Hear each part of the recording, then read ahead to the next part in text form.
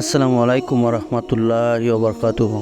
প্রিয় শ্রোতা বন্ধুরা, হজরত ঈসা আলাইহিস সালামের যুগে এক দফা কাপড় চুরি করত।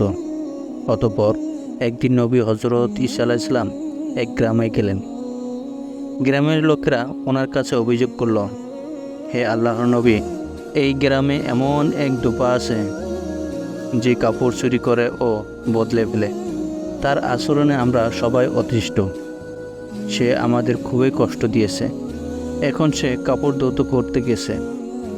আপনি তার জন্য আল্লাহর কাছে বদদুয়া করুন, যেন সে ওখানেই ধ্বংস হয়ে যায়।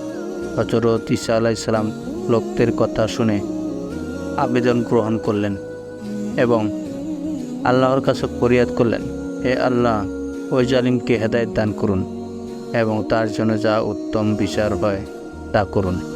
এদিকে সন্ধ্যায় দুপা সহি সালামতে ঘরে ফিরে আসলো। লোকেরা হজরত ঈসা আলাইহিস সালামের নিকট গিয়ে বলতে লাগলো, হজরত, আপনি কেমন বদদুয়া করলেন যে সে তো সহি সালামতেই ঘরে ফিরে আসলো। হজরত ঈসা আলাইহিস সালাম দোপাকে ডেকে জিজ্ঞাসা করলো, আজ কি তুমি কোনো নেক আমল করেছ? দোপা বলল, উল্লেখযোগ্য এমন কিছু করিনি, তবে একজন অসহায় ক্ষুধার্তকে আল্লাহর হস্তে 2টি রুটি দিয়েছি এবং সে খুশি হয়ে আমার জন্য দোয়া করেছে।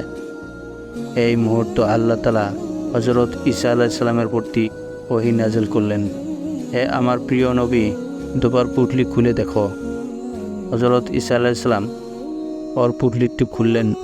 সেখান থেকে একটি কালো বিষাক্ত সাপ বের হয়ে আসলো এবং সাপটির মুখ ছিল ছিপিবন্ধ।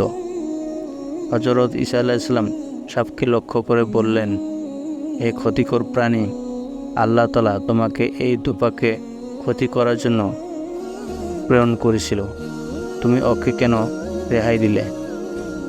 সাপ আরজ করল, হে আল্লাহর নবী, আমি ওকে দংশন করতেই চেয়েছিলাম, কিন্তু আল্লাহর ওয়াস্তে দানকৃত ওর 2টি রুটির বরকতে ফেরেশতাগণ আমার মুখে ছিপ লাগিয়ে দিয়েছেন, যাতে আমি ওকে দংশন করতে না পারি।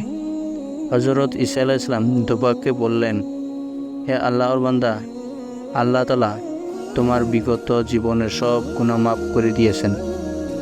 এখন থেকে যাবতীয় গুনাহ থেকে বিরত থাকো। আল্লাহ তাআলা তোমাকে সৎকার বরকতে রক্ষা করেছেন।